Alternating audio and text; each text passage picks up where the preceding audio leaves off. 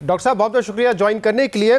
सबसे पहले तो इस हवाले से क्लैरिफाई कर दीजिए, कल speaker national assembly Asad Qaiser साहब ने कहा कि जो भी एतराज़ात हैं ऑपोजिशन के इन तमाम बिल्स पर, उस पर एक कमेटी बनाई जाएगी जो कि इसके लीगल एस्पेक्ट्स को देखेगी।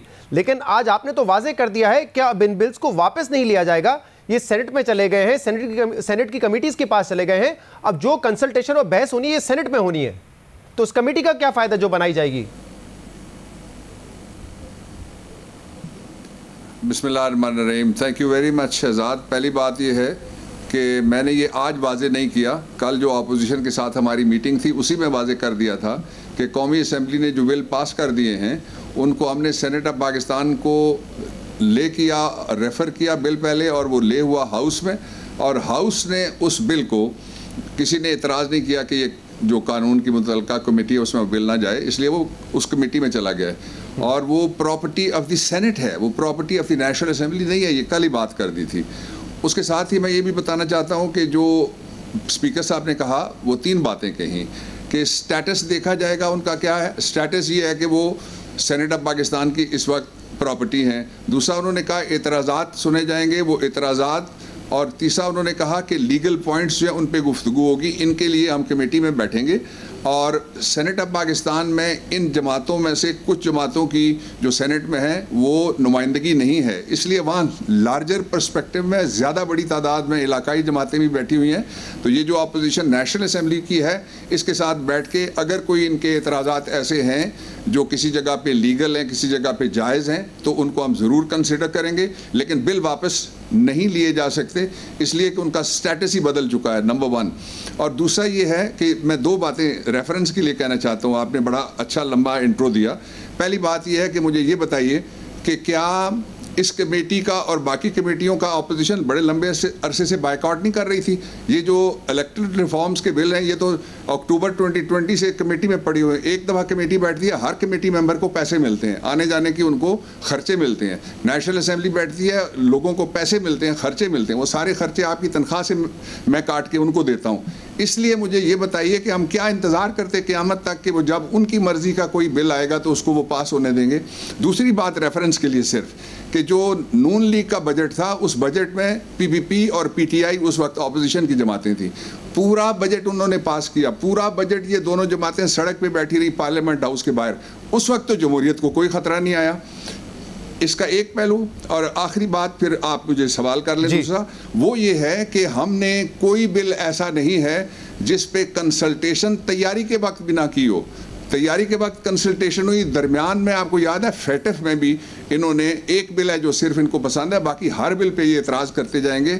और जो फेटफ में हमें पता चला था वो ये था कि ये बड़ा पुलंदा बना के उन्होंने हमारे हवाले कर दिया कि जब तक ये बिल जिसको कहते हैं नैब के कानून को आप 34 शिकों के जरिए से एनआरओ के साथ पास नहीं करेंगे, हम किसी कानून साजी में हिस्सा नहीं लेंगे। ये उनकी बातें सारी रिकॉर्ड पे मैं अपनी तरफ से एक बात इसमें जब ऑपोजिशन कहती है कि बुलडोज किया गया, तो एक तो जिस दिन ये बिल कौमी असेंबली से पास हुआ तो बिलावल भुट्टो ज़रदारी साहब ने कहा कि हमें 2 दिन दे दें, हम ये बिल पढ़ना चाहते हैं। फिर ऑपोजिशन ने ये कहा कि जब ये कमेटी से पास हुआ तो हमारे जो उस वक्त अरकान थे वो एब्सेंट थे और हुकूमत ने ये बिल पास करवा लिया। ऑपोजिशन कहती है कि खासतौर पे नून लीग के हमने तो 2 साल मुशावरत की थी पीटीआई से, इसके बाद इलेक्टोरल बिल आया था, एक्ट आया था 2017 का, और तमाम का कंसेंसस था, तो यहाँ पे कोई कंसेंसस नहीं है। और दूसरा ईसीपी के एतराज़ात हैं। तो ये मुझे बताइए कि अगर ये सेनेट से पास हो भी जाता है तो इस एक्ट के जरिए कैसे आप इलेक्शन करवाएंगे जब ऑपोजिशन के तहफ़्फ़ुज़ात भी हैं और इलेक्शन कमीशन के भी एतराज़ात हैं? पहली बात तो यह है कि इलेक्शन कमीशन ने जो पहले उसको मीडिया में लीक किया या भेजा और उसके बाद फिर गवर्नमेंट से रब्ता किया, ये मुनासिब तरीका नहीं था। और जो इलेक्शन कमीशन के पॉइंट ऑफ व्यू को गवर्नमेंट कंसिडर करेगी, उनके साथ हमारी इंगेजमेंट मुसलसल सारे अमल के दरमियान जारी रहती है, कानूनी तकाज़े पूरे करने के लिए और गवर्नेंस के तकाज़े पूरे करने के लिए और फेयर फ्री इलेक्शन के लिए। ये एक बात है। लेकिन कोई इदारा पाकिस्तान में सुप्रीम कोर्ट ऑफ पाकिस्तान के बगैर 184(3) के अलावा कैसे उठ के कह सकता है कि ये गैर आइनी कानून बन गया? कानून बनाना पार्लियामेंट सुप्रीम है, ये सुप्रीम बॉडी का इख्तियार है कि वो कानून में अमेंड करे, कानून सिरे से बदल दे, कानून को मुस्तरद कर दे, आइन में तरमीम करे, आइन में मज़ीद डाले और आइन में से कुछ शिकें निकाल दे।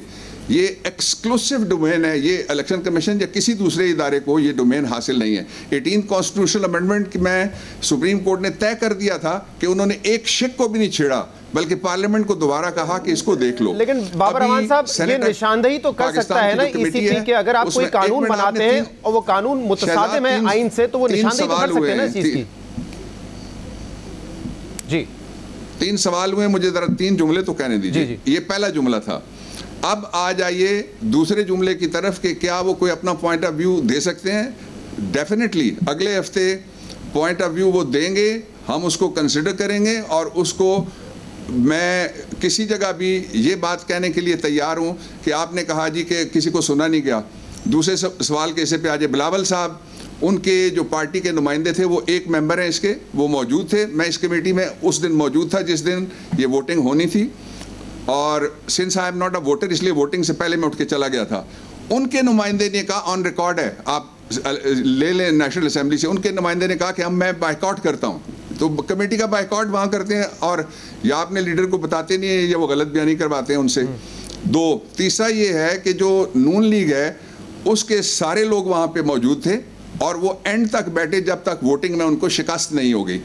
और इलेक्शन कमीशन ऑफ पाकिस्तान का डीजी लॉ वहाँ मौजूद थे।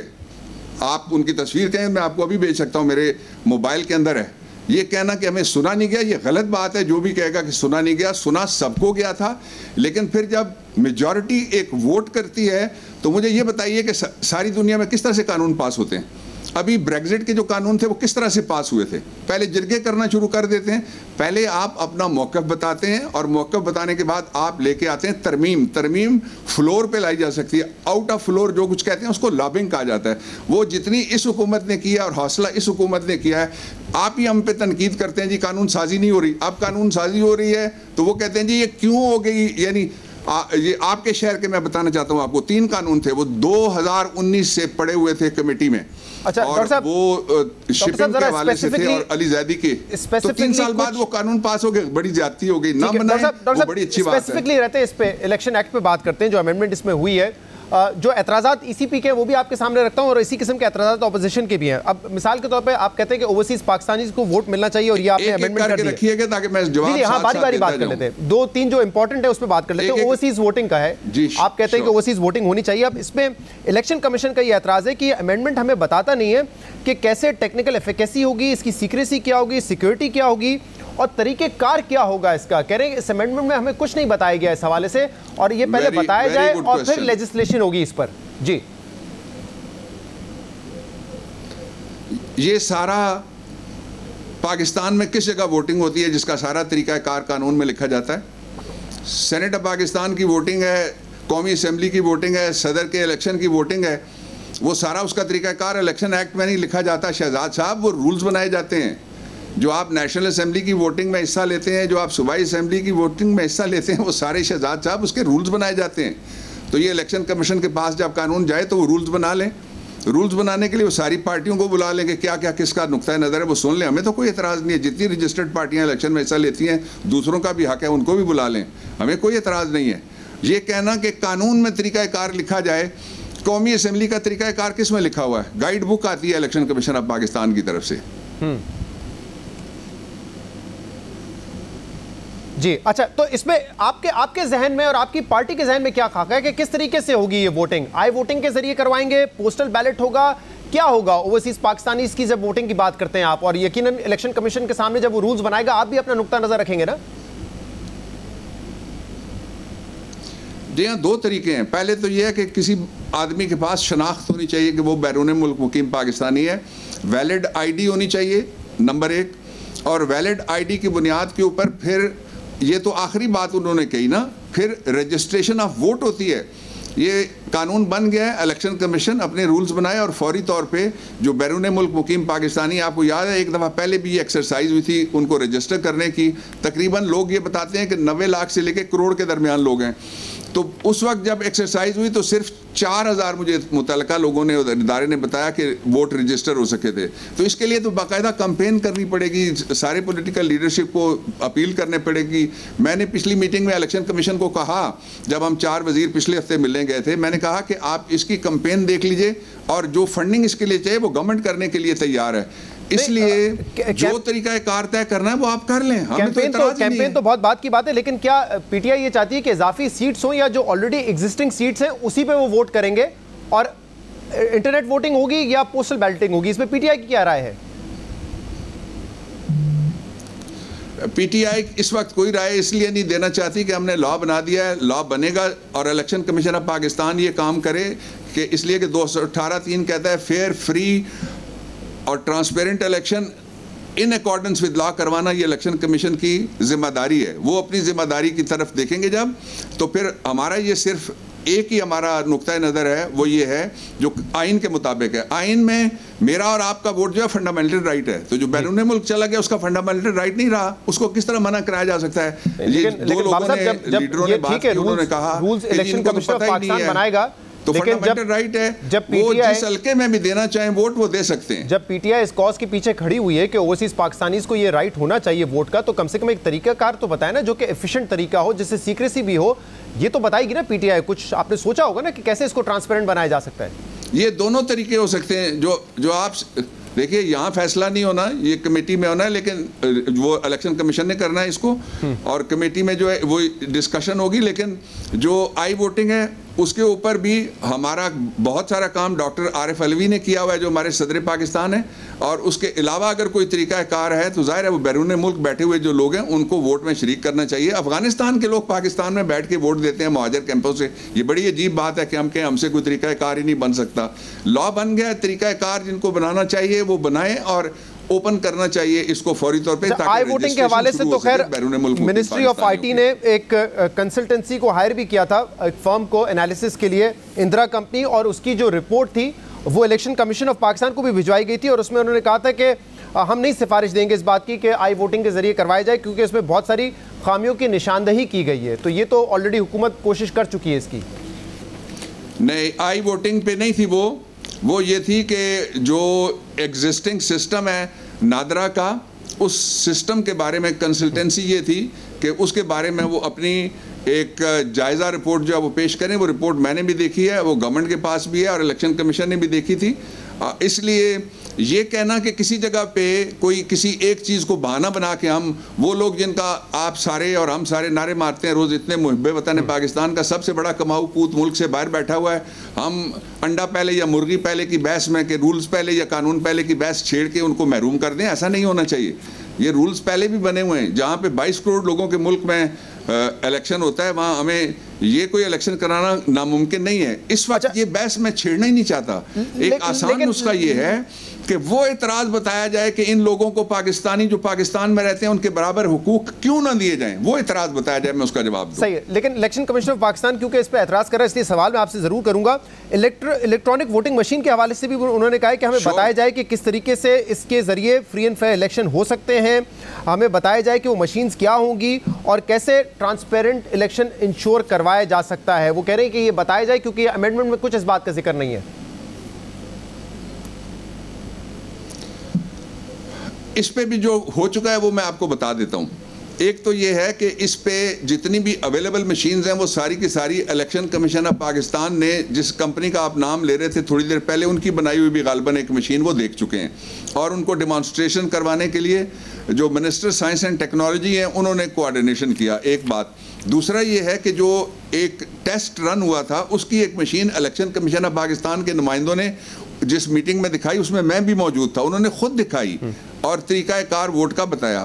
फिर उसी मशीन को उठा के हम लेके गए, हमने कौमी असेंबली में जाके वहाँ पे आपको याद है कि पार्लियामेंट हाउस में हमने वो उसका मशीन का डिस्प्ले किया। मैं जियो के हवाले से एक ऑफ़र करना चाहता हूँ।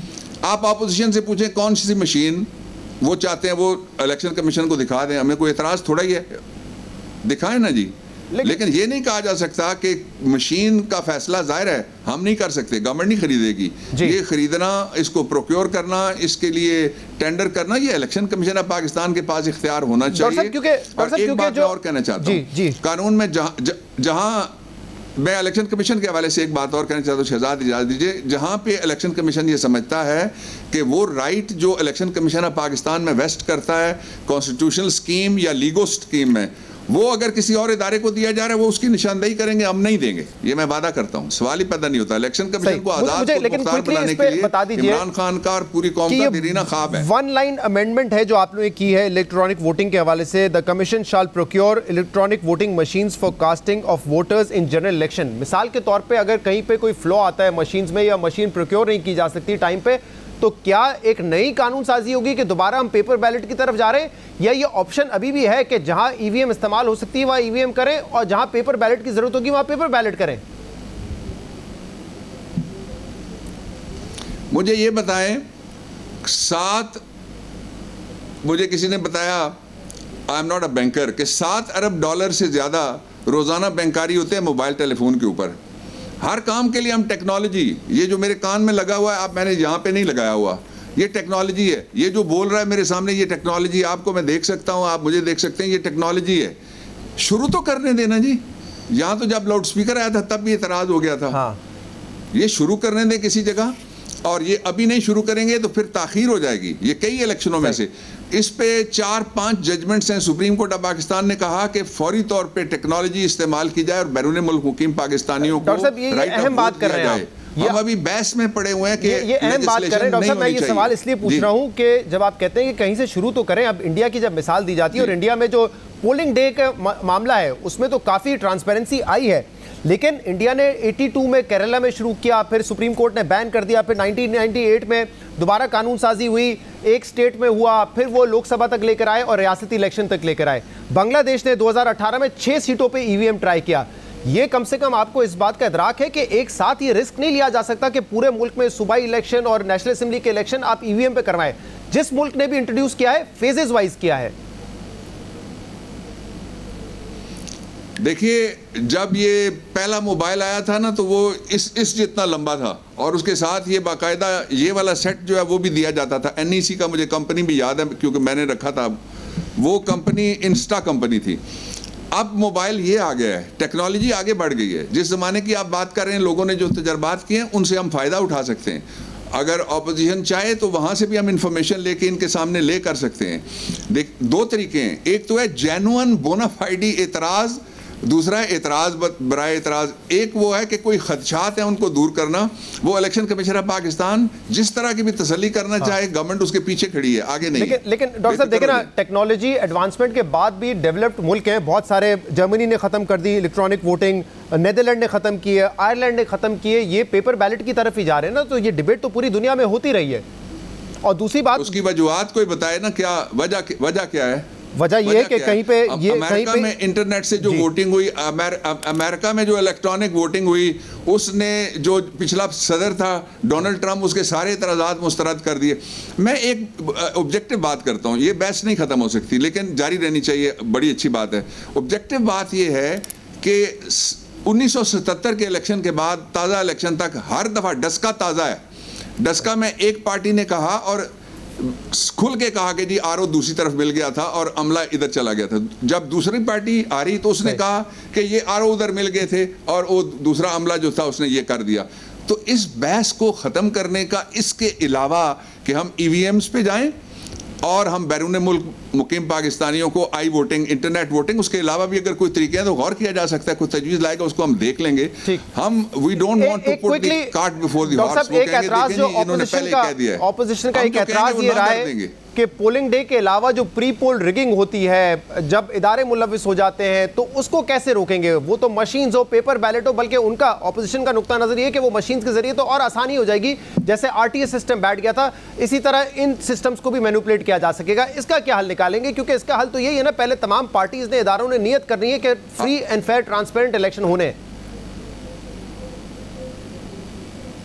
देखिए, उसमें जो बड़ा फरीक है इस वक्त पार्लियामेंट के अंदर सारी जगह पूरे मुल्क में, उसने तो नीयत पक्की करके वो सिराते मुस्तकीम पे चल पड़ा है। बाकियों को भी दावत देते हैं कि ये रास्ता है जो इलेक्शन को सीधा कर सकता है। सवाल आपका बहुत ज़बरदस्त है।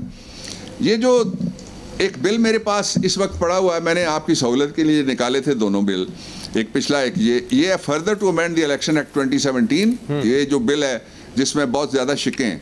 3 हिस्से होते हैं इलेक्शन के। एक प्री पोल रिगिंग, उसमें सबसे बड़ी रिगिंग 2 जगह होती है। एक हल्का बंदी में होती है, उसका इलाज हमने दरियाफ्त किया, और दूसरी जो रिगिंग होती है वो होती है जब पोलिंग स्टाफ, एक भाई एमपीए का कैंडिडेट है मीरपुर माथालो में से और दूसरा भाई वहां पे तहसीलदार है। हमने कहा डिस्ट्रिक्ट से बाहर का अफसर आएगा, जिस डिस्ट्रिक्ट का उसका ताल्लुक है वहां से नहीं आएगा।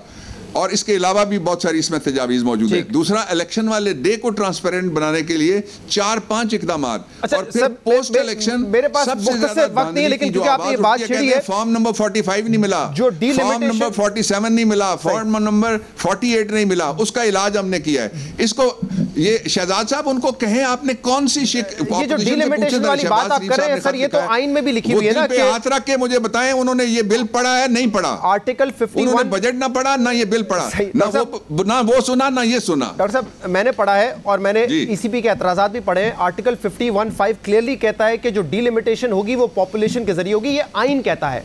आप एक्ट में तब्दीली कर रहे हैं, कानून में तब्दीली कर रहे हैं कि नहीं वोटर के ऊपर होगी डिलिमिटेशन। ये तो आइन से मुतसादिम है, क्लियरली है ना, आइन में लिखा हुआ है।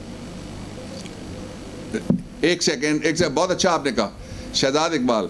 जिस तरह ये डॉक्टर के लिखे हुए नुस्खे मैं और आप दोनों नहीं पढ़ सकते ना, फार्मासिस्ट पढ़ सकता है, इसलिए कानून को पढ़ना मुझे इजाजत दीजिए, मुझे 40 साल होने वाले हैं। क्विकली ये लिखा हुआ है कि पॉपुलेशन, एक सेकंड, पॉपुलेशन का मतलब क्या है? शहरी का मतलब क्या है? वोटर का क्या मतलब है? अवाम। अब जो डिलिमिटेशन हुई थी वो पता है क्या है? वो इलाके पे है। आप बिल्कुल ठीक कहते हैं, ये 51 के एन मुताबिक है। मुझे नहीं पता किसने ब्रीफ उनका बनाया है। पॉपुलेशन का मतलब ही वोट है ना जी। पॉपुलेशन का मतलब क्या है? दीवार। पॉपुलेशन का मतलब इलेक्ट्रॉनिक मशीन है या मोबाइल फोन है? नहीं है। यही तो हमने तरमीम की है। मैं तो कहता हूं, सबको मैं मिन्नत करता हूं आपके जरिए कि खुदारा ये कौम को हम मेरे पास वक्त कम हो गया, लेकिन इसमें भी बात कर सकते हैं। पॉपुलेशन आप किसको कह रहे हो, वो किसको कह रहे हैं, क्योंकि 18 साल से जो छोटे होंगे वो वोटर में तो काउंट नहीं होते, लेकिन जब कोई एमएनए या एमपीए इलेक्ट होता है तो उसकी जिम्मेदारी होती है कि वो तमाम लोगों को, चाहे वो 18 साल से छोटे हो, उनके हवाले से भी रिसोर्सेज का बंदोबस्त करें, क्योंकि वो भी उसके हल्के में आएंगे।